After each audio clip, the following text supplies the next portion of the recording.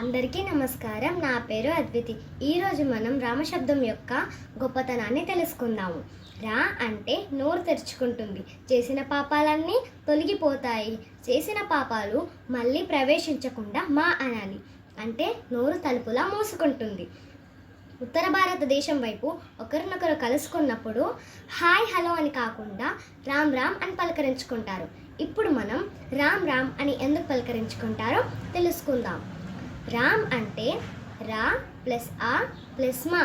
హిందీ వర్ణమాలలో రా అంటే హల్లుల్లో 27వది, ప్లస్ ఆ అంటే అచ్చుల్లో 2వది, ప్లస్ మా అంటే హల్లుల్లో 25వది. అంటే 27 plus 2 plus 25 is equals to 54. ఒక్కసారి రామ్ అంటే 54 సార్లు అన్నట్టు. మరోసారి రామ్ అంటే 54.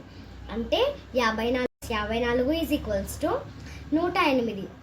మనం చేసే జప సంఖ్య కూడా 108 సార్లు. కాబట్టి మనం ఈ రోజు నుంచి ఒకరినొకరు కలుసుకున్నప్పుడు హాయ్ హలో అని కాకుండా రామ్ రామ్ అని పలకరించుకుంటాము. ఇక సెలవు. నమస్కారం. రామ్ రామ్.